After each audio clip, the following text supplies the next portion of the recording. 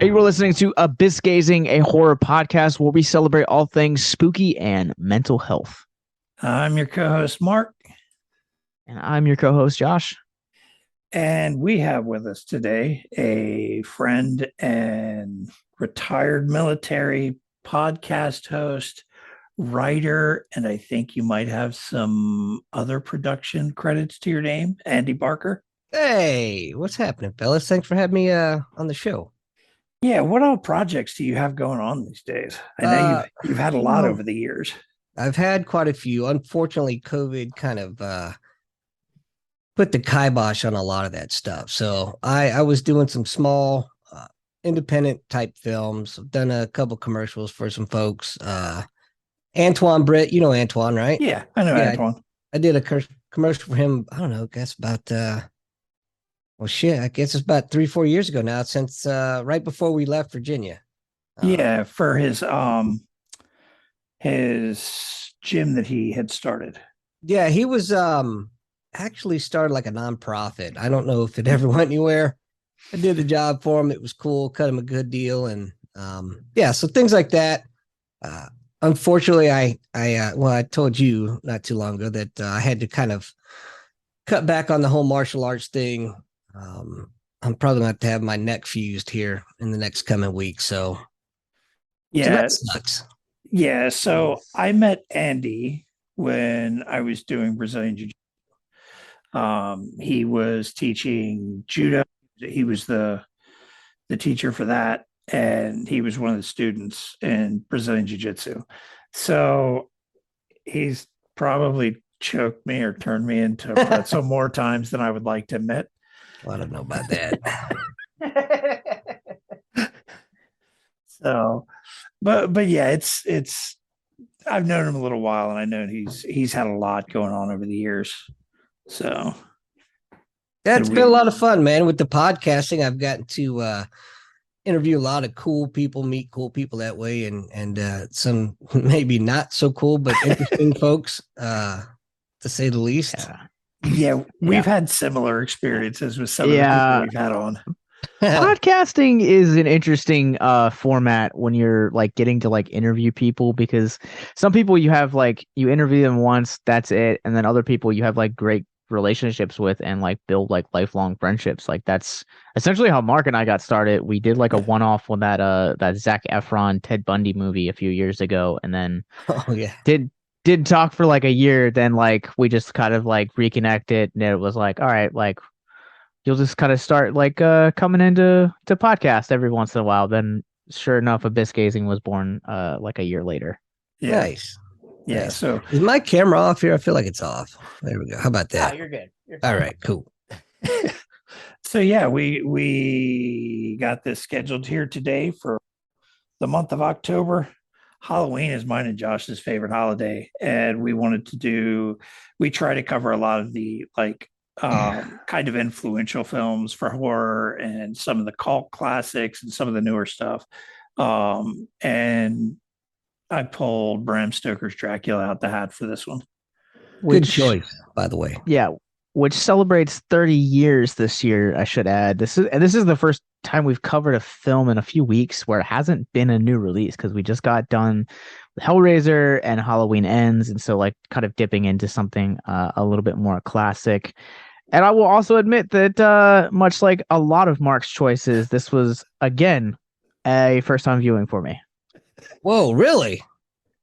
Yeah, so I feel like I talked about this on our Lost Boys episode. I'm not like the two things when it comes to like two areas of horror that I'm not really like massively in love with are vampires and zombies. I feel like they're just kind of like overdone in my opinion. Agree.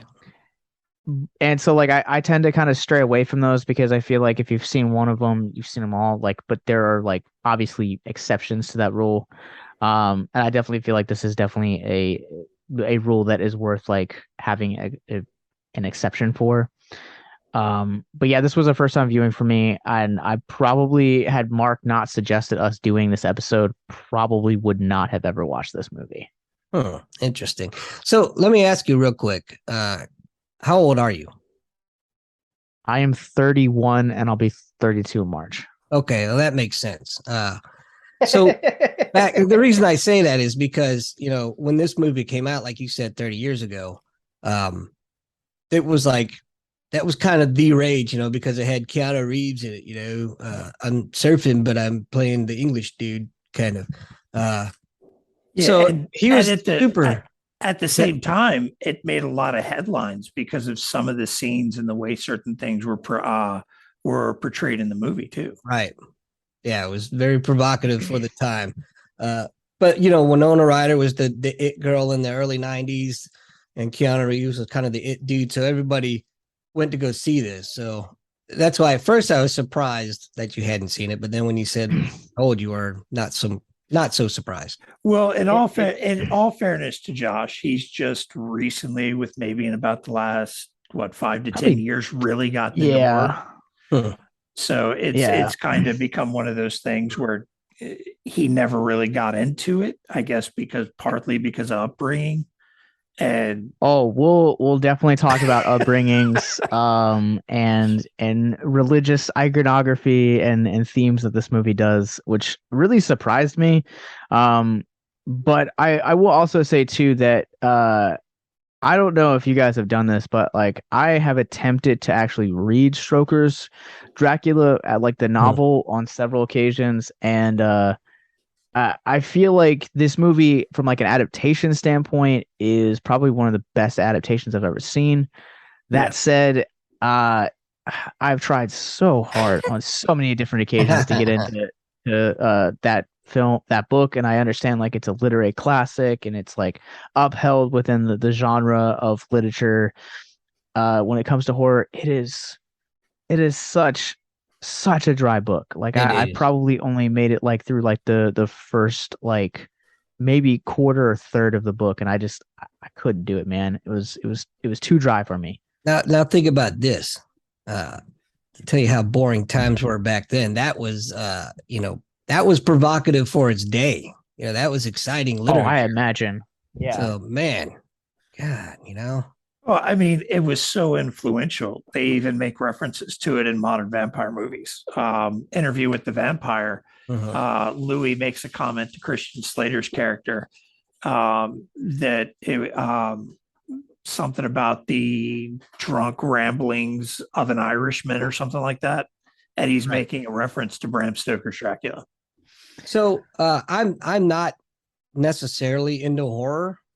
And again, I've only watched this film because of when it came out. But I got to tell you, well, I rewatched it again yesterday. But this is I really enjoy this movie and this interpretation of it, because I've seen some other attempts at turning this into a film, and it's been pretty pathetic.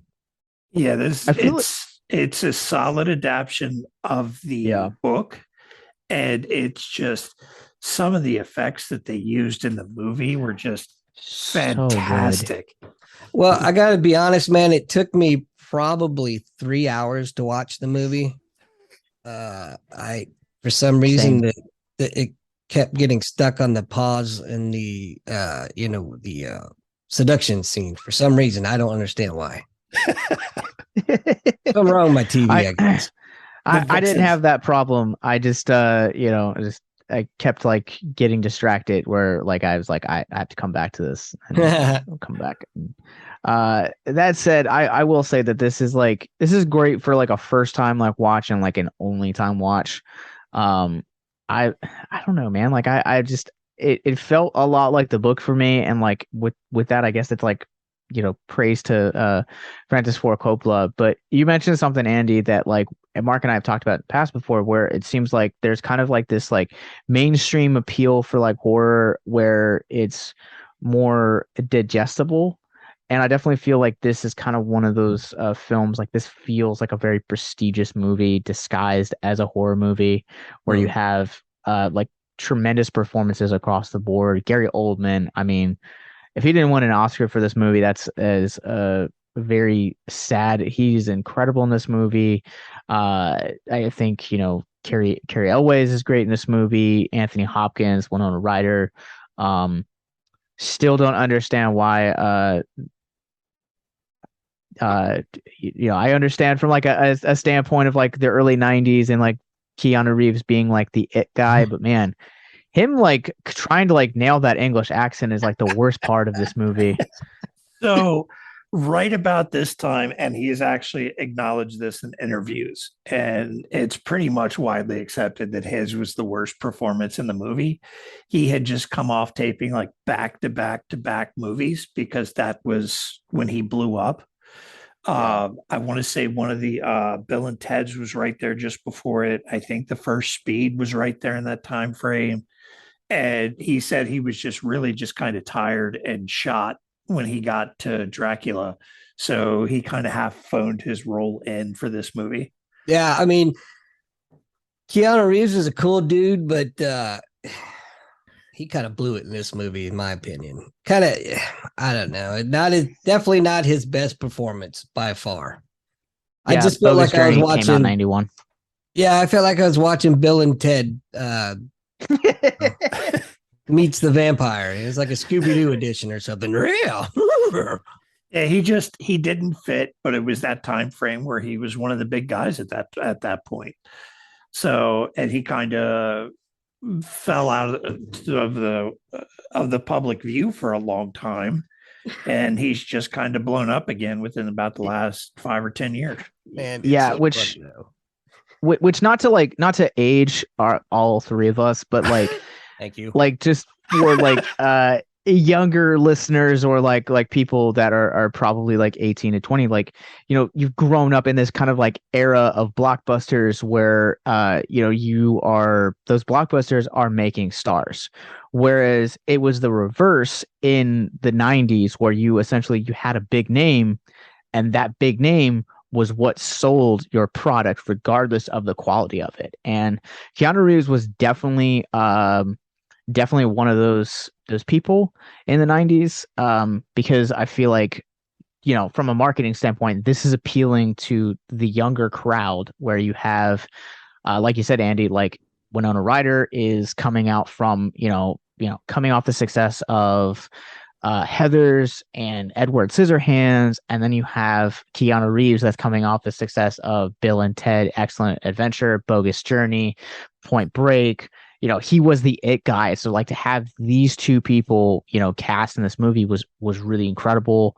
But then you also had like familiar, like fan, I guess like more like 25 to 40 crowd. You also have like Hopkins and Oldman and cary-elwes and Richard E. Grant. Like you have this cast that is like pushing both demographics and more your them. iconic.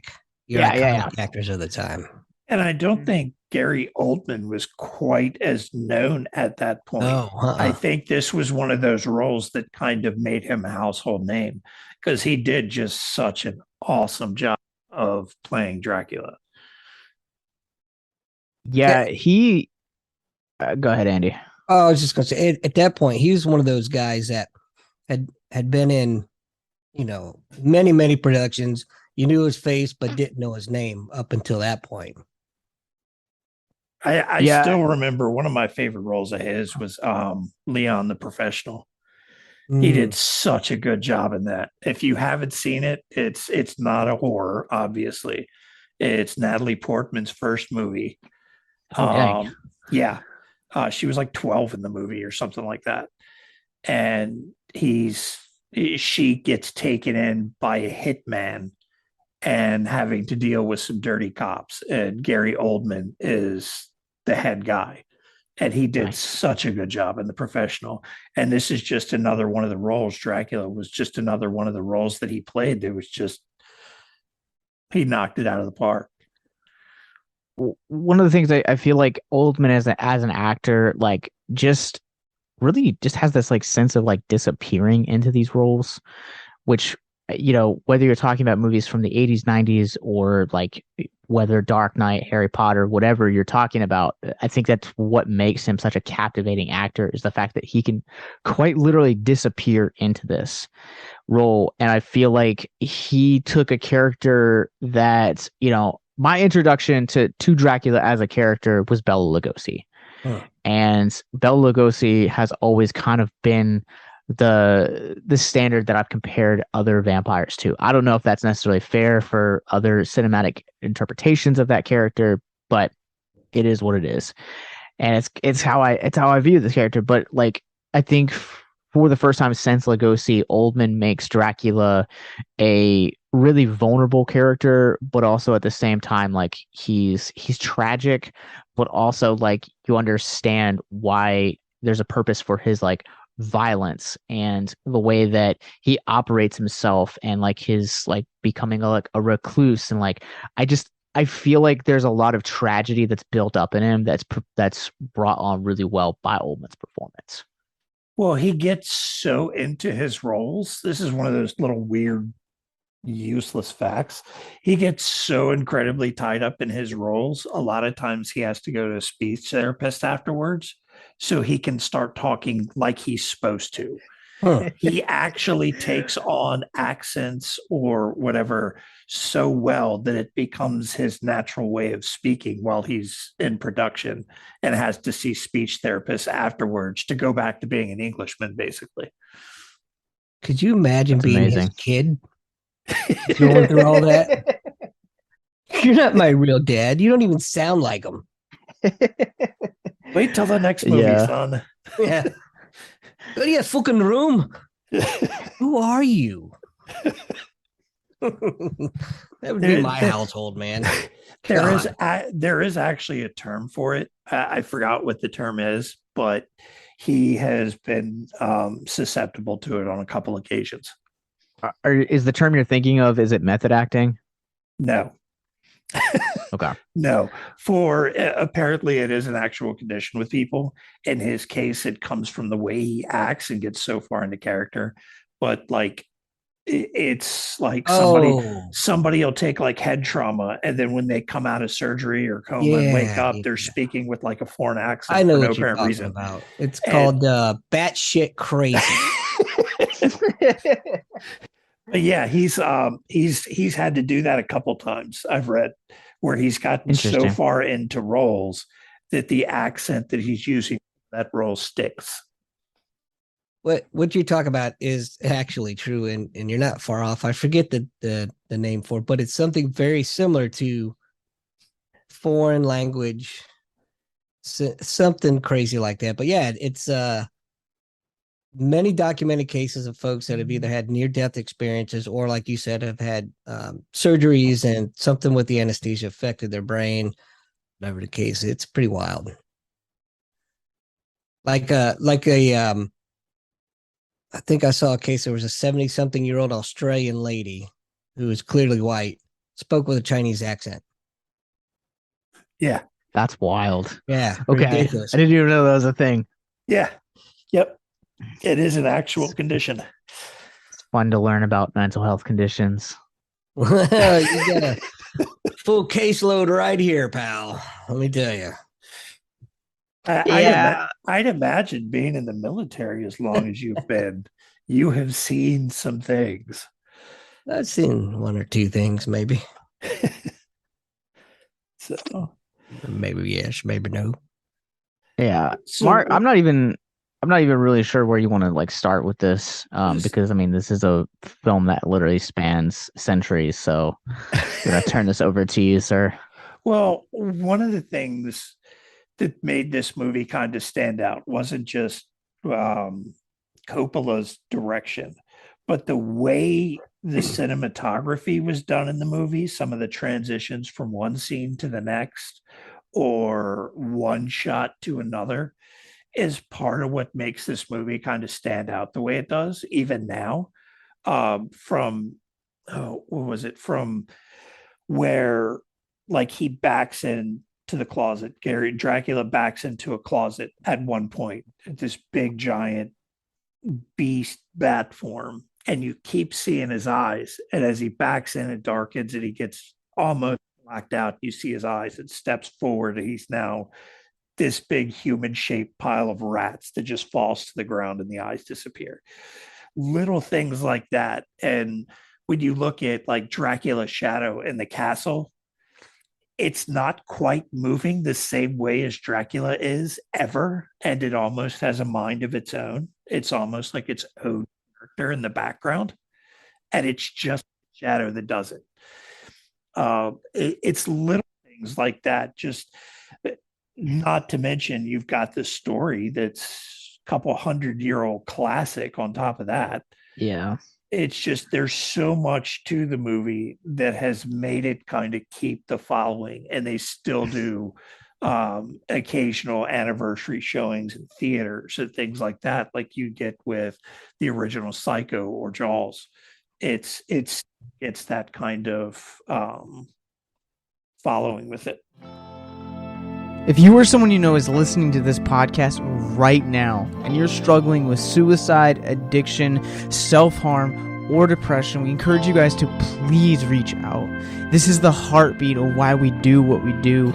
Suicide is currently the 10th leading cause of death in the United States, and as of this recording, there are 132 suicides that take place each and every day on American soil. And when you scale back internationally, there are 800,000 successful suicides. That is one death roughly every 40 seconds.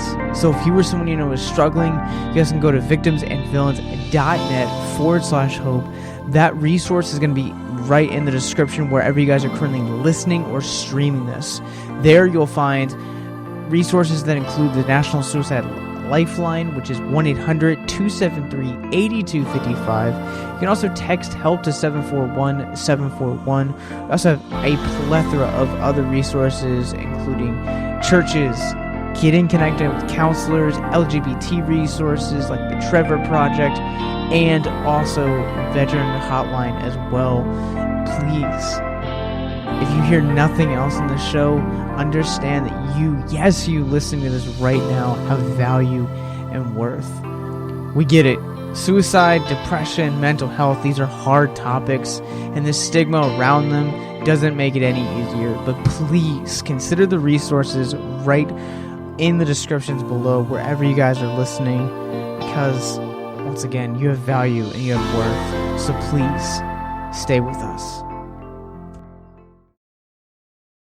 Yeah, TCM is actually getting ready to do a 30th anniversary screening with Fathom Events right around the time that we're releasing this.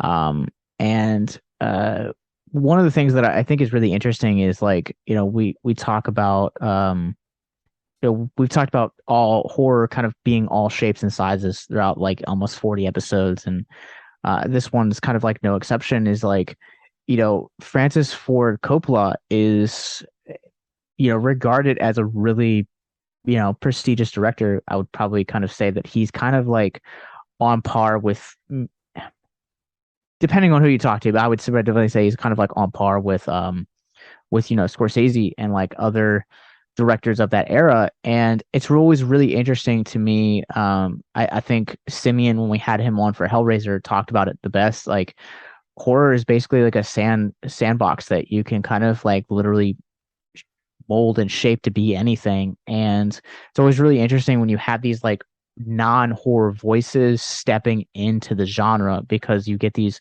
really remarkable attention to details that I feel like some people that are in the genre kind of really miss out on.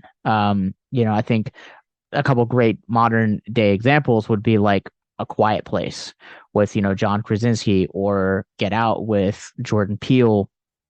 You know, directors that have now made a name for themselves within the genre, but with their first feature, like stepping into the genre, put a lot of, you know, care. We just talked about Halloween not that long ago, and like David Gordon Green having a mostly comedic background coming into Halloween, 2018, like, is also like, there's a lot of like layers and like a lot of background attention to detail that they do in that first film. And I feel like Coppola, like, you're right, like there's like little details that he brings into this that just makes the story that much more effective, and actually makes Dracula like really creepy. Like the sequence in particular where like Keanu Reeves' character is like shaving in the castle is, and like he like approaches him, is like, I don't want to say it's like it's terrifying, but it's such a really well done horror like cinematic shot and sequence that like it feels terrifying. I got to tell you, from the perspective of, doing the short films and things like that I've done, it's a great movie to go back and watch simply from a cinematic standpoint. Just the way the scenes were shot, transitions, like Mark had mentioned earlier, lighting, man, lighting's huge in this movie. Some things that, you normally don't think about, but so it's impressive to go back and watch it and to see that it's, at this point, it's, in my opinion, it's a timeless classic. Yeah. It tells the story. It really tells the story in a way that, for myself, I admit that I never really paid attention to the story that much in the past, but I found it fascinating how they were able to make it so emotionally gripping in the beginning, where he renounced God, right? And that's how he became this vampire, this evil creature. He was damned by God. All right. So that's a great point. And like, there's a lot to unpack there that I want to just ask real quick. So this being a first time for me, like, obviously, like, I've known like vampire lore is like you get bit by a vampire. Like, that's how you become a vampire. But in this one, he's kind of like the OG vampire, Mm-hmm. like Sure. for like just sake. And so like he gets it by renouncing faith in God. Is that like my understanding? Because like he stabs the statue bleeds, and then he drinks the blood and like becomes a vampire. Like is that like my understanding? Like, because if that's like the case, then I have so many more questions that the floodgates are just open up. Well, before we even get in there, all right, I'm going to be the unpopular guy that probably gets you banned for this one. let's just go further. And the whole reason this came about was because of the Muslims. All right, this isn't an anti-Muslim, The Turkish Empire and the Asian, yeah. but yeah, let's face it. The religion of peace and tolerance has been, killing motherfuckers in the name of peace and tolerance since, the 1400s. Well, I mean, even then, when you go that route, you've got the Crusades. Oh, for sure. Christianity killed God knows how many at this point. All the religions are guilty of it, really, Yeah, for the most part. So in this case, like the actual history behind it, I don't know how much you know, Josh, but the Turkish Empire kept invading his homeland, and he rose to power from being so incredibly brutal. He chased them out, and his own people were scared of him. Like, they sent a emissary at one point, a messenger, to meet with him, and he was having breakfast in a forest of impaled people. And that's like historical. That's not made up for the book. That's, I think, what actually happened. A great point, that if you know world history, that's what makes this story so compelling and frightening, because it's based very loosely on, factual Vlad history. Tepes. Yeah. He did such a good job, but was so feared. His own people captured him and imprisoned him. The Turks came back, and they were, Vlad, we're sorry about that. We need you to kind of like kick them out again. And they let him go, like, I think twice, to chase invaders out, because he was just that good at his job. And he was betrayed by his own brother. Mm-hmm. Yeah. It's a fascinating history. Yeah. The history of Vlad Tepes, he's actually one of the ones that are historically credited with creating myths of vampires. Him, Elizabeth Bathory, and a few others. But knowing the background makes that scene, that opening scene, just that much more interesting. For sure. But yeah, so he's, when he renounces God, he is basically, I don't know the right word. It's not making fun of, but he's basically saying to God the big F you by making fun of the sacrament, by drinking the blood of Christ. And that's why he's cursed by God at that point. Yeah. So like I think I might be the only person on this call, but like, I've talked about it on the podcast before, like being being a Christian, like I always kind of find like religious uh takes like really fascinating in the horror genre. And I think the word you're searching for is actually blasphemy. Thank you. So like there is a scripture that talks about like the only like unforgivable sin is actually um blaspheming the Holy Spirit, which is part of just the third head of the Trinity. And one of the things that I want to throw out here as a Christian and as someone that loves horror and is super passionate about mental health, there is no mention anywhere in the Bible that if you kill yourself, you will go to hell. That is listed literally nowhere in scripture. I strongly I strongly recommend not killing yourself. That's part of the whole reason we create this podcast and this nonprofit and the other podcasts that we do. But you know, Jesus talks several times in the New Testament about like if you put your faith in me, you will have eternal life. Like it's one of the most debated issues in the church. Well, it comes from the Catholics, basically. Sure. Yeah. So, and if I'm not mistaken, Mark, you can back me up on this. The whole when that region was converted to Christianity, a lot of it was from the Roman Catholics. So that Yes. faith, it makes sense in that movie why they would go that route. Yeah. Yeah. I mean, even today, that part of the world is still highly superstitious, especially if you get into some of the small villages. There are actual documented cases of where they have killed people suspecting them of being witches or vampires, and it's all based on superstitious beliefs, certain things that they watch out for as signs. So it's one of those things you don't think about still happening, but it does. Yeah. Absolutely. And like I know enough like you talked to earlier about kind of like some of the history and like the history and the background of Vlad, the inspiration behind Dracula. Like I know some of that stuff. I know like certain passages in like the Quran and like stuff like that. So like I've definitely like jumped in to do like research. I don't feel like I'm qualified enough to talk about it.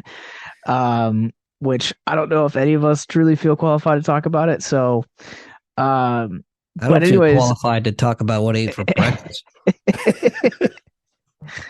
I think that like it is really interesting because like you guys are right. Like this is mostly like a um Catholic Catholic point of view, and it's like a lot of like I guess that would be considered like the Eastern or the Western world like still practices a lot. Like if it is a form of Christianity, it is considered Catholicism You and can Roman say it. Catholicism, if I'm correct. You can go ahead and say those dirty Catholics. Like people always like it's always fascinating to like talk to people at like when they find out that like I'm a Christian and like I have problems with like organized religion and like yeah, so like I don't always agree with like the way Catholics do things, and I think that Oh, this film really got under my skin, this opening sequence, man. Like it's got like a Romeo and Juliet kind of thing, but like as soon as Hopkins opens his mouth and like condemns her to hell, I was just like I need to walk away from this movie for a few minutes. But at the same time, that is such an epic scene. well, it's so Uh, powerful. yeah, Look at the it emotions it is. evoked in you. You had to walk away from it. Yeah. It did its job on some Yeah, level. Yeah, 100%. it's just such an epic scene. It's believable that he has turned his back on God because his wife killed herself. And then the priests Well, are telling him she went to hell because she jumped out a window.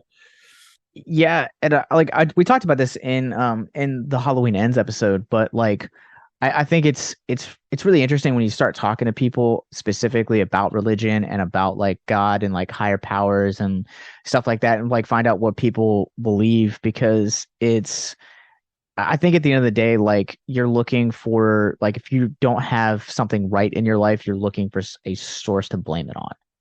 And so like, in Dracula's case, like he's blaming God. Like I think a lot of people that, necessarily have problems with the church, they don't necessarily uh blame they're not necessarily blaming the church, they're blaming um God, because the church is like an extension of God, that is run by people that falter and mess up. We could do a whole separate podcast on that for sure. Yeah. I'd love to dive deep with you on that. Hell, maybe we'll get you guys on my podcast and we can go down that fucking rabbit hole. I'm down for that. I'm absolutely down for that. I will say one last thing on that topic and we'll move on. I have huge problems with organized religion. Yeah. I don't care, believe what you want to believe. I don't have any problems with that. But organized religion, specifically the Catholic Church. Yeah, one of the last thing that I'll say, and then we can fast forward to the 400 years where the rest of the story takes place, is like I think organized religion has its like it does its own good, but I think that because we have such a faulty understanding of the Bible and there's so many interpretations of it that you have the issues you have with organized religion. But like Andy said, that's another podcast another day. Fast forward 400 years and we meet a break. And we meet a very, very poor accented Keanu Reeves. Oh God, Mark, you want to take that one on? So okay, Mina, you're so fine. Oh my God. So funny story. My daughter's actually named after Mina Harker. Her name's Mina. That's amazing. But you come to modern day, and Dracula's essentially decided he's coming to England. He's coming to London, and you see one of the cool I had never noticed until I watched it the other night. As Jonathan Harker, Keanu-Reeves, is coming to the castle, there's a scene where they show the carriage going through the woods, but you see the castle, and the castle looks like it's a big giant skeleton sitting on a throne. I never man. I have to go back and check that out. Yeah, I never noticed it until the other night. It looks like either like a decrepit person sitting on a throne or a skeleton on a throne. It looks like somebody sitting on a throne. Were you chemically enhanced? No. Okay, just asking. No, I was not. But part of the story, why he takes such an infatuation with Mina in the movie, is that she's almost like a reincarnation of his wife. I'm glad you brought that up. Yeah. Oh, there's not like she kind of is. She is. But go ahead, Andy. I agree. So I don't know if that was an intended throughout the movie, but it makes you wonder. It's very ambiguous. You can make an argument for either case for sure. Does she fall in love with this vampire dude just because he's the vampire and she falls in love with him, or is she really his reincarnated wife? Is he using his vampire magic of hypnosis to let her see what he saw? Who knows? I'm leaning towards probably so. Yeah. Yeah, I think it's really fascinating to the way that this story kind of handles love and the subjects thereof. Because I think a lot of things that people fail to understand about like horror movies is that like you have this like this notion that it's all like stab, possess. Like that's kind of like what the genre is in a nutshell. But when you go back and you actually start to look at the history of the genre, it has its roots in gothic romance, which this movie absolutely does to a T. And I think that like it's it's really fascinating on how it handles it. Because I think that like at the end of the day, like the message of this movie is that like, say what you will about whatever, other themes this movie does, is that like, love endures all. And I think that, here you have, it's it's kind of almost like, and I'm gonna kind of geek out for a little bit and pull out from like another fandom. But in the DC Comics lore, the characters of Hawkman and Hawkgirl are like, priests and priestess that were like, lovers in ancient Egypt, and had like kind of like a Romeo Juliet type situation where it was forbidden romance, and then throughout every century they get reincarnated and are essentially trying to re-find each other. And that's kind of how I felt like this movie handled the romance aspect between Ryder and Oldman, is that it's like, Vlad has kind of consistently been pursuing other brides. We get to see the brides of Dracula in this movie, but like also which real quick to interrupt, funny fact, one of the three brides was an early American appearance of Monica Bellucci. I thought that was her. Yeah. I was like going through the cast, and I was like, man, I bet Mark has like a chubby watching this movie. What? Hey, I'm gonna throw a curveball at you real quick. I don't think this is a horror movie at all. I feel that way too. Like I think it's a gothic romance that just happens to have sequences of horror. Yeah, it's a total love story. Total love story. I mean, it is, but it's like vampires and the different beasts and murder and. Well, you got to get all everybody that's interested parties involved. Yeah. So most dudes aren't going to come and read a love story, but you throw some fucking killing and vampires and all that other crap. Yeah, now you got me. Boom. Yeah, there was a movie that was released a few years ago with Tom Hiddleston that kind of had that same way.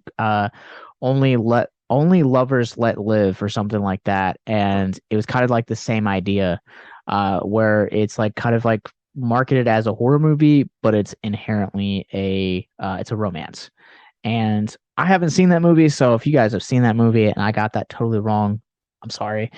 But that's kind of like it's kind of like the one example that like I feel like I can throw out here. But yeah, it's like Andy was saying, like, you have to, you're appealing to kind of like all demographics, and I feel like that's what makes this movie work really well on multiple levels. Is like it's layered, where it's like it is that gothic romance, it is a period piece, it is kind of like this like new faithful take on Dracula that hadn't been really seen on the big screen up to this point. But like it has the blood and gore that comes with it being a vampire horror movie, but also at the same time, like it also remains in its roots as a gothic film. Can we talk about the elephant in the room real quick? I don't know if it's the elephant or not, but the true victim, the poorest bastard in this whole movie, Mr. Harker. That dude just uses time and time again, man. God, he gets seduced by this vampire dude, gets the blood literally sucked out of him, loses his woman. Man. Yeah. Jumps off a balcony into a river, crawls into a monastery. All for the love of his life. He says, sorry, but I kind of love this other dude. He really is like the most depressing character of the movie. Yeah, and I want to start by saying that I absolutely love Keanu Reeves when he is in the right role. Yeah. He's an actor that has to be in the correct roles for him. Yes. And he always plays the same type of character. If you look at John Wick, if you look at The Matrix, if you look at Bill and Ted, Point Break, he's the same character. It's just whether he's happy or violent or not. So as someone that co-hosts a Nicolas Cage podcast, uh, one of the things that I've learned in my journey of watching his career is that he can deliver really compelling performances when he's in the hands of the right director and the right script. And I feel that's the same exact way for Keanu Reeves. And, Andy, you just kind of like talked about like how like much like this guy like loses, and the end of this movie is like really heartbreaking because like Dracula essentially like dies, and like they're getting ready to kill um it, the Winona-Ryder character, and then he's like, no, like her journey is just beginning. Like the pain for her is like just starting. And to me, like I feel like you don't really get to invest into that character emotionally, just because we've already established, like Reeves just kind of feels like he's dialing in it, like phoning it in for this role. Right. And I feel like I would have liked, like, I don't know, maybe like Richard E. Grant or like cary-elwes, like one of those characters to be like switched and to be the Jonathan Harkness character, so that I could emotionally invest into his character, because you're right, like he is the tragedy that fuels this story. Yeah, and he didn't come through on that. If you weren't objectively looking at this movie like I was, because I knew we were going to review it, then that could have been easily missed because of his performance and his performance alone. But it's an essential part of the entire story. Yeah, it's part of the main driving plot device behind Nina and her conflicts between how she feels about her husband and how she feels about Dracula. He's the driving force behind it, and you're getting to see what he's going through because he wants to get back to her. It just shows you what some good dicking will do. At this time, though, apparently, he was of a stronger mindset with the driving force than Renfield was, because you see how Renfield turned out, and he did the same job. He was sent in to replace Renfield, and Renfield went batshit. Which can we talk about Renfield for just a few minutes, because I adore Tom Waits as an actor. I feel like that man does not get, like, modernly speaking, does not get enough credit, but like his performance in this movie was easily one of the standout roles. What I couldn't help but think about during that was, man, I bet that dude's throat fucking hurts. All the time. All the time. He's got such a raspy voice, and I absolutely love it. But I mean, all the yelling, the master, and man, I bet that guy was invested heavily in tea and lemon drops. Well, I mean, like we said earlier, for the most part, everybody gave an excellent performance except for Reeves. So even the guy playing Renfield, was, when he's standing there talking about eating bugs for sustenance, waiting on his master to arrive and change him. It's crazy. It's believable. Yeah. Which, like, not to, like, I knew we were kind of like, I know we're trying to get away from it, but like there's so much religious undertones in this movie. Oh yeah, man. And I think that like he is such a great example and like personification of like religious like extremism, where like, you get to see that with like the brides of Frankenstein, but here you have that flipped over, where you have a guy that like was promised power and was like a promised like immortality, and like is just constantly like chasing and like holding on to that promise, and like willing to do anything necessary to make that happen, including eating bugs, which I thought was fascinating. But like, he's such a great example of like the extreme end of that spectrum on like how like Dracula can affect literally anybody. So did anyone else catch the narcotic undertone of that? How would you guys like to help us get mental health resources into schools, conventions, and other events? Well, now you can. Simply go to patreon.com/victims and villains for as little as $1 a month.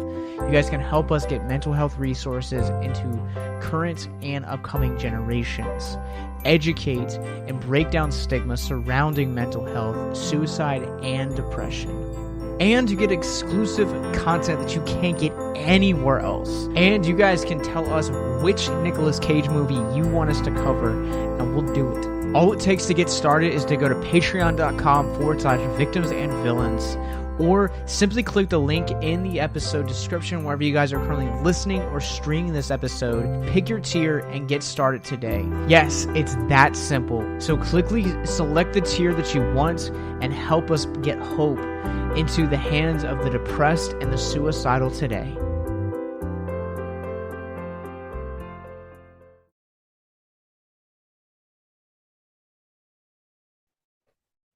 I did not. So I know the doctor, they showed him shooting up morphine at one point.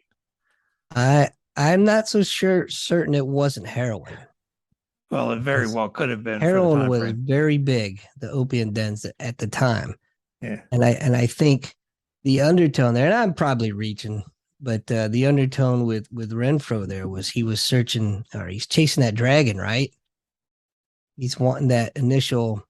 I think the symbolism was there with the doc shooting up, and then this guy chasing that high, or chasing that power, as you said, Josh. Bram Stoker was like a known alcoholic too. Yeah.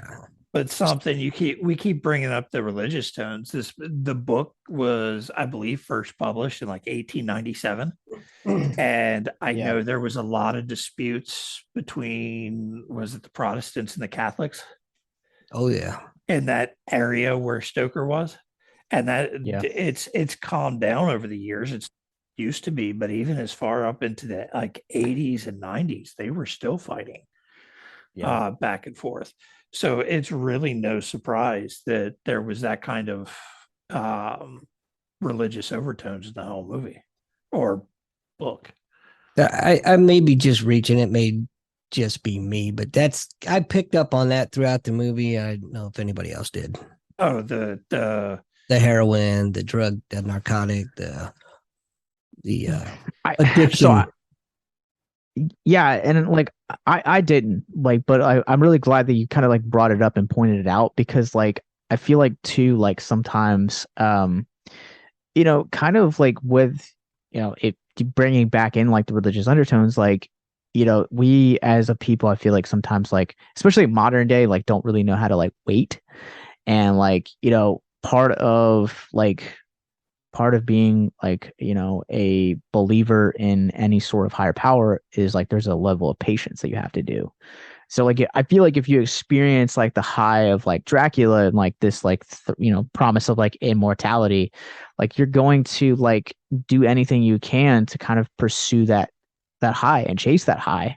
And so I feel like morphine or heroin, whatever it was, like is a great like kind of like substitute to kind of like fill in there specifically, because again, like from what I've been told from people that have done heroin, coke, so on and so forth, like in the past, like have kind of talked about how like it does kind of like bring you to like another plane of existence. And that's kind of like, I feel like the religious high that a lot of us like chase, whatever, whether you're Catholic, Christian, Muslim, we're always kind of chasing what's after this life. For sure. Yeah. It's you could almost go crazy analyzing this movie, really breaking it down into different subsects. And, directors, there's nothing in a scene, almost never, for example, with the heroine, that doesn't have a meaning behind it. They're not just going to put some random shot in there like that. There's definitely meaning behind it. I don't know if I'm picking up on the right clues. Maybe I'm way off base. Maybe it's, who knows? Maybe it is, hey, let me shoot up real quick before this scene. Well, yeah. And I think you're onto something. there. And I definitely think that like a director like Coppola is definitely going to put that subtext into a film like this. Yeah, and I mean, talking about the opiate dens, you had they were all over the place during that time period, I think, weren't they? Mm-hmm. And you were dealing with a lot of wealth in the movie too, where between Dracula and where Mina was staying with her friend. And that was kind of like a big thing in high society too. Oh, Miss Lucy. Yeah, Lucy. Should we talk about Miss Lucy a little bit? Yeah, I was just like just looking up on IMDb because I want to make sure I got the name right. But yeah, let's talk about Lucy because she has such a big subplot woven throughout the course of this film, and she I feel like also has her own subtext that she brings to the conversation. Well, when you first started that, I thought you were going to say she was such a huge whore. That's the first thing that came to my mind. I mean, look, I got three dudes here. You know, I'm gonna bang each one of them. I'm gonna figure out which one's the best. You know, and then they're talking about the Kama Sutra, and I'm not so sure that Miss Lucy and Miss Mina didn't have a moment or two in their time together. If you know what I'm saying. That actually seemed like it was hinted at in a couple of the scenes, like So- the rain when it starts raining on them in the garden. And hey, I'm not judging. You know, do your thing. Just saying, just being observational. Well, that for the time period that this was written in and the time period the story takes place in would have been like complete and total taboo. Oh, for sure. And then you have a lot of the themes in this movie would have been just completely, you don't talk about that. What do you mean? So, Right.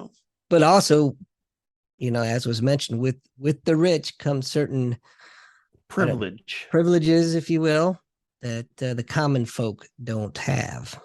Yeah, I was gonna say that like I'm really glad you brought that up, Andy. Like you know, the high class society kind of like don't play by like normal rules, and I feel like not only for this time period, and like I even feel like we see a lot of that today, where it's like, you know, like I would probably say like I'm like lower to like middle class, in terms of stuff like that, and like you know my wife and I like we live like comfortably, but like we're by no means like, you know, going out like buying Teslas and stuff like that. Right. But I think that this movie is like, you know, it proves that like even in a time period like this where it's like, you know, not so far removed from the Salem witch trials where like women were like literally like ostracized for, you know, chasing after sexuality. Right. I feel like for this film in particular, like it's a great showcase where you like there are like normal expectations for women in society, but like if you're upper class, like you get to explore like you know, it's not frowned upon if you get to explore your sexuality. And I feel like they do a great job at kind of like personifying that with Lucy to the point where like there are several scenes of her masturbating in this and like no one's kind of really like God bless talking her. about it. Oh, I was talking about it. Well, wow, like I guess like that? they don't like really like blink an eye because it's like, oh yeah, like this is just Lucy being Lucy. But like if you would have had like you know like a you know a peasant for lack of a better word kind of do some of the things that Lucy does in this, like you'd send her to the guillotine. Yeah, they're in there with Renfro. Yeah, Renfield. Yeah. Renfield. Yeah, that guy. No, I was going to also bring up the point. The other aspect that we forget about is technology. We're so used to where we're at nowadays with technology. There were no cell phones. Hell, they're really, you know, movie cameras are just coming into existence at that point. Yeah. So it was easier to keep secrets back then. Yeah. Well, like, correct me if I'm wrong, but like the society, like in this time frame, if a woman like openly explored her sexuality in the way that Lucy does, like you were kind of condemned to like be almost kind of like on the same wavelength mental health wise as Renfield, correct? Yeah, it was a disease, a sickness. Yeah, you could end up getting sent to like institutions and stuff. So And, institutions back then were no place you wanted to be. Yeah. They're like, you hear stories about third world prisons, and that's how the institutions were back then. I mean, they had treatments like dunking people in ice water and keeping them there, trying to shock the crazy out of them and Wait. things like that. That's wrong. What? Shit, I better stop doing that to my kids. Well, I think to like Mark, to your point, like a large portion of that is like the stigma surrounding mental health, but also at the same time, like our ignorance of mental health. I think that like even by today's standards, like we understand mental health, but we don't really understand mental health. And even certain understandings that we have are changing. Yeah, for sure. Yes. Like recent research into is it bipolar? I think it was, that's come out. There's they did some research into, I think, bipolar, and they're like, yeah, it's different than we thought it's been all along. So even the understandings that we have aren't really understandings, but they're more theories than anything else. Definitely. We're coming to find that psychedelics are being used to treat really, really bad cases of PTSD and depression now, and in some cases, bipolar depression. They don't know why it works, but it works. They found it has something to do with the effects on certain parts of the brain. They've been finding a lot of benefits with magic mushroom. Yep, psilocybins, your DMTs, even ketamine. I've been researching the hell out of this, by the way. Ketamine, they're saying even up to a single dose, a single treatment of ketamine has been effective in a lot of cases of PTSD and depression now. Yeah, my wife and I, we did an event a couple years ago, and one of the vendors that we ended up talking to was a guy that like specialized in the experimental nature of experimenting with ketamine, and he like talked about like how far we've come, but also at the same time like how effective it can be. Mm-hmm. There's so much we don't know yet, and that's I'm about to get on a big soapbox here. I will try to keep it brief, but the marijuana issue, it's sure. Ridiculous to me because let me preface this. I was brought up with the kind of upbringing that marijuana is bad, drugs are bad, very conservative. Okay. Very conservative upbringing. Well, over the years, I've been doing a lot of research, and number one, why? What's so bad about it? Why was it placed on the Schedule 1? Sure. I won't go into all that on this podcast. However, my point is that I've gone from a person that was on 3 different psych meds because of PTSD, anxiety, depression, all that shit from the military, to trying marijuana. And I've come off of 3 of those meds, and I haven't had a nightmare since I've used it. So you can't tell me that it has no medicinal purposes whatsoever. Well, yeah, a lot of your pharmaceuticals, they took some of the things from things like marijuana and other plants and made synthetic versions that cause side effects and addiction. Oh, yeah, man. And they're just synthetic versions of things like you were just saying. I hated the way I felt on those pharmaceuticals. Yeah. I like yourself, Andy, I grew up in a really conservative household. And like I have seen like the more addictive side of marijuana, and like how it kind of like serves as like a gateway. Mm-hmm. But it more or less serves as a gateway when it's like also like coupled with like unresolved trauma.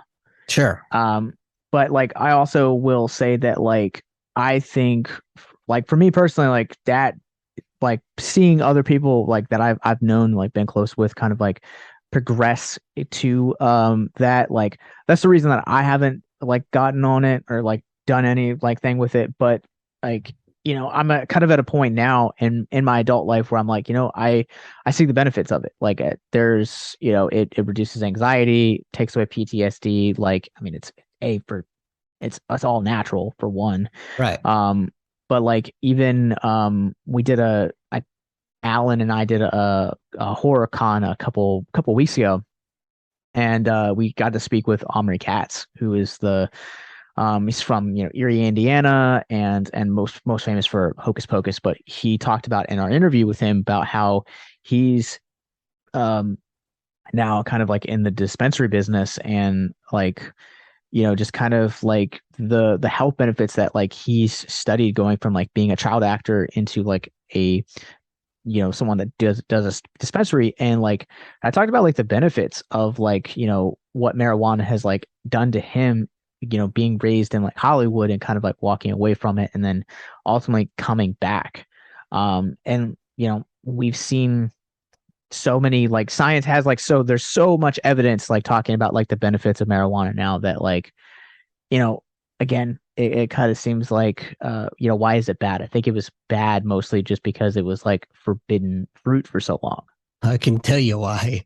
It goes back to the 30. Well, we'll save that for another part. If you want to talk about it, but so I guess, what I said probably doesn't sound as dramatic as it was for me. I'm talking, conservative with that regards towards drugs and whatnot. Never touches stuff, not even in high school. 30 plus years in the military of never touching this stuff. I don't mind telling you guys, I was desperate. I was suicidal. I almost offed myself. I was willing to try anything at that point. And that's the desperation what drove me to that. I figured, you know what? I've tried this other stuff. It's not working. Everything I've read and researched and talked to people about, it can't hurt. If it works, great. If it doesn't, well, all right, we'll look for something else. Well, like I said, I haven't had a nightmare since. Came out for 3 different psych meds. And now when I use marijuana, it's at night, right before I go to bed. So most times I don't even feel the effects of it. I just, I'll use and I'll go right to sleep. And that does a trick for me. So, but yeah, I have all these images in my head, flashbacks going back to high school and all the potheads sitting around like, man, I'm a fucking bunch of losers. I don't want to be like that guy. You know what I mean? Yeah. So it's kind of contradictory, but it just shows how people change and people grow, and you have to kind of be open-minded with some things. Yeah. So a couple of years ago, we did an episode on the documentary, The House I Live In. And I strongly recommend still like watching that movie, because it talks about the 30-year expanse and like impact of the war on drugs, and like Clinton's 3-strike rule and everything else like that. And I also suggest like checking out our episode on it. But like it was such an eye-opening kind of experience to like see particularly how like Reagan and like has such an influence on entire generation, where you're like we're kind of like almost like brainwashed into also thinking that like, wow, I think also like it is kind of that forbidden fruit, but like also at the same time, like I think for me growing up in the 90s, like I am following an entire generation of people that were raised on dare and just say no, and just the impact that had and like continue to have coming into like teenage years and like adulthood. Yeah, I was an 80s kid, and we grew up with the dare program and all that stuff too, so that went on for a long time. Can we all agree that we lost the war on drugs? Oh, absolutely. Yeah. I mean, shit. There's another one we lost that, oh, by the way, we pretty much started. Yeah. That's another story. So yeah, that's a whole other story and podcast. Whole nother podcast. We talked about this in our Changeling episode, but one of the things I wanted to bring up for this episode in particular is how freaking awesome the practical effects in this movie are. Yes, I was just sitting here thinking about that. even 30 years removed from this movie, like I think like just the sequences, Mark, you brought up like the Tower of Rats from like the third act in this movie, like looks incredible. Like the prosthetics Oldman, even from like, the first encounter between him and Harker, I feel like is just so mesmerizing. Like they're spectacularly beautiful. And that's a lot of modern horror miss. They God, did with don't even this. get us started.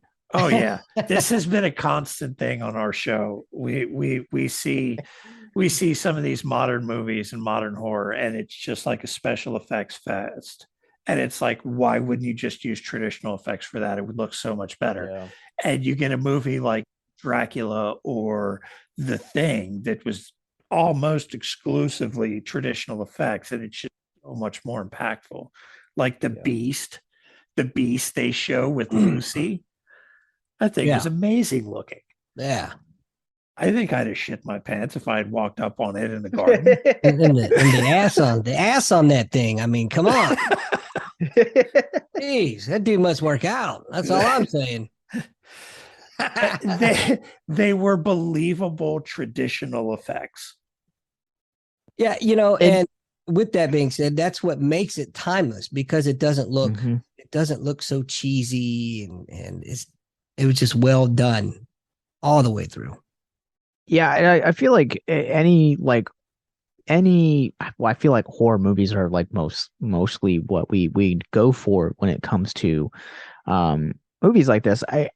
I feel like you're right. Like there's a timelessness that is like that you're allowed. Like I feel like when you go back and like thinking of like specifically like the first Hellraiser, or even like the first like Nightmare on Elm Street, like those movies are timeless because of the practical effects, but they're still stamped into their time period because of the clothes, because of the hairstyles.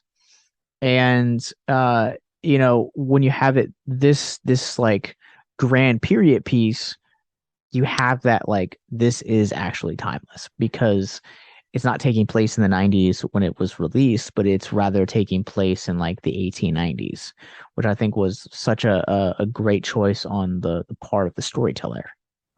Well, it's a timeless piece when you can watch it when it comes out, think it's good, watch it 30 years later and think it's still just as good. There's a lot of movies out there that you just can't do that with. Yeah, and it was funny. I was sitting there and Josh texted me when he finally started watching it. It was like, when does this get good? Where were you at in the movie when you said that?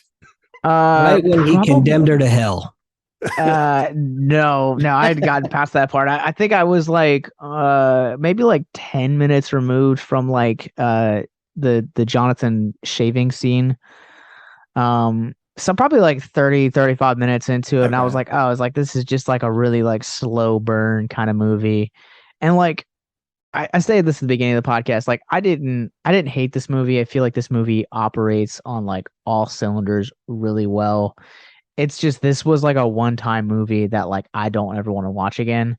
It's kind of like The Godfather. Like I think that movie is incredible, and it's I think everyone should watch it once, but it's not a movie that I feel like I have to invest and watch again. I get that 100%. Yeah, this one was such a spectacle of what it was, and they did everything well that you almost end up remembering it very well after you've seen it. You don't have to go back and watch it again to remember all this stuff. You just pick up more little details that you missed, like what I was saying with the castle earlier. Yeah, there's a lot about this movie that like I knew or like had seen images of before like even watching this movie. Like I had seen kind of like the really tall classic, like twin braids, first form that we see of Gary Oldman in this movie. I'd seen the top hat and the mustache with the glasses. I had even seen like the Lucy like dead bride image. Like there's so much about this movie that I've seen and like knew about over the years. But like, again, like I probably never would have watched this movie had it not been for this podcast, mostly just because I don't like vampires. Is it weird that I thought Lucy was really hot when she was like dead and painted white? Oh no, I can get behind that. Okay. The ginger vampire. Hey, don't judge me. I mean, talking about that was kind of an epic scene when she comes strolling down the crypt stairs with the little kid. Yeah. That was a pretty awesome scene. Put yourself in their shoes, man. What would you think? Holy smokes. Yeah, I really loved that scene. And there's another scene too where like Nina's been turned and like she tries to seduce Van Helsing, and like he kind of gives into it, then like starts to see like the brides of Frankenstein, and brides of Frankenstein, brides of Dracula. And I thought that was like a really well like shot sequence, but like it also grounded it, like, if a woman like happened to like come onto you in that moment, like, and you're single, like you're probably gonna go for it. But like then you're reminded, hey, no, this is a bride of like a legitimate monster. Like, stop. I've seen Marines that have known women have had herpes, and they're like, I hate it anyway. So I get it, I'm kidding. Monster hunting is a lonely life, so you got to get what you can take. That's right. Speaking of, what did the hooker say to the leper? Oh God, do I want to know this? Yeah. Keep the tip. I understand why you and Mark are friends now. Hey, I freely admit that I am as twisted in the head as yeah. It's all good. Yeah. So there's that uncomfortable silence. I've succeeded. Sorry, yes. We get into them and then they get taken out when I edit. So it's you have to edit that part out too then. Maybe I'll leave it in there just for dramatic effect. There you go. This is the reason why we'll never have this guy on the podcast again. but after viewing it for the first time, there's a lot of times that for me, some of the movies we watch, I get the kick of getting to see Josh's first reactions to some of these movies. Oh, nice. That I haven't gotten to have in like years or decades. So it's interesting that this is his first viewing of the movie. You're old. Whatever. I mean, I'm a ginger. I'm a ginger. I just fade. I don't go gray. True. So very true. I still think Night Watch might be the hardest one you've made me watch so far. But I've gotten you back with movies like Valentine, so I think we're even. Valentine was horrible. So I'll tell you the one thing I don't like about the horror movies, and why I'm not a huge fan of the genre, like you gentlemen are, is I feel like there's too much emphasis placed on slash and gore, not enough emphasis placed on story. And yes and no. Yeah, that's what I was going to say. To an extent, you're correct. The more popular ones end up happening to be exactly what you just said. But then when you get into something like The Thing, it deals a lot with paranoia. That's like the whole thing of the movie is paranoia. Yeah. Or even more modern with like Midsummer. It's the main character dealing with tragedy and Stockholm syndrome. Grief, yeah. Yeah. So horror as a whole is famous exactly for what you said it is. But it's a much broader genre than people give it credit for that aren't familiar with it.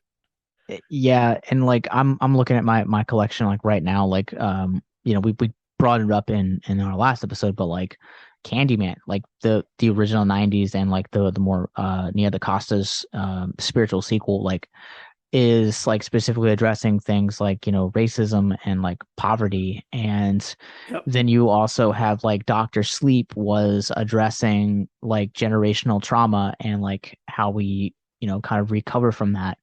The Evil Dead remake, you know, going into addiction and recovery, and then you know, even like I'm like The Jennifer's the old ways that we did last year yeah. was Yeah. a metaphor for addiction and recovery. Yeah.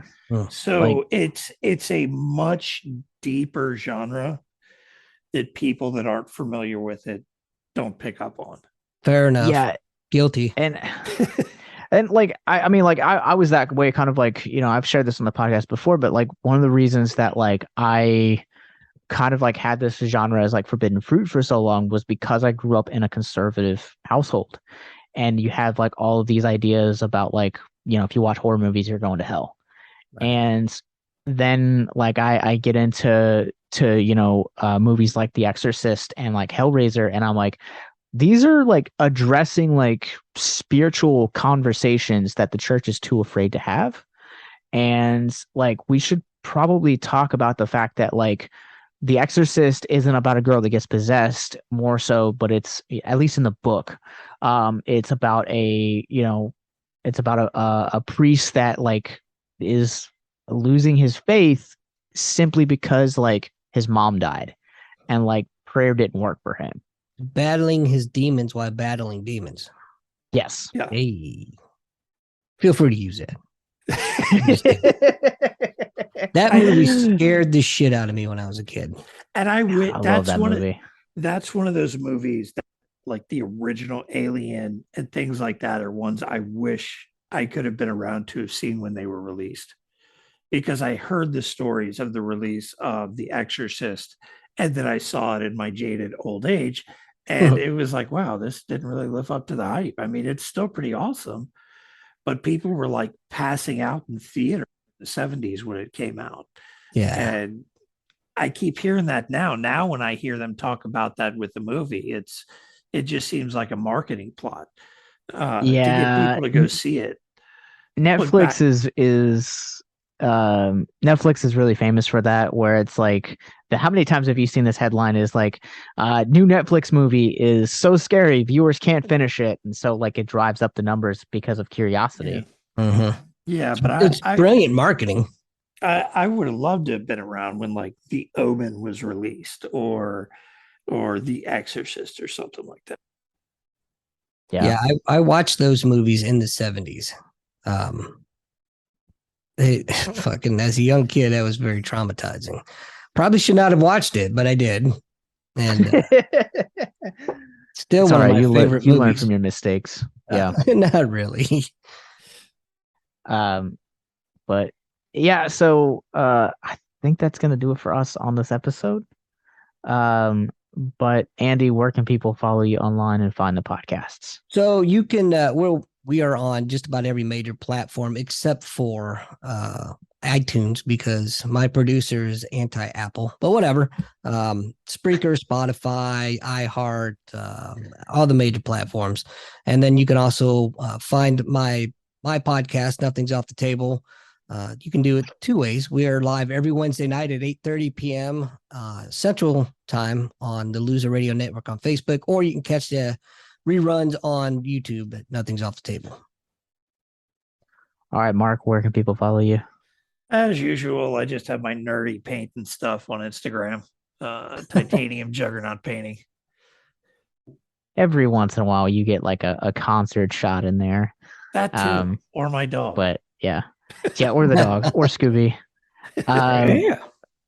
But you guys can follow me. I'm on Letterboxd at Captain Nostalgia, and you guys can follow me on TikTok at Gent Ghostface GENT, where I've been still producing a bunch of Hellraiser content. So go check it out. You guys can follow our parent company, Victims and Villains. We're on Facebook, Instagram, Twitter, Twitch, YouTube. We're and Patreon, and most importantly, wherever you guys get your podcasts from. Remember, until next time, the longer that you gaze into the abyss, the more the abyss gazes back into you.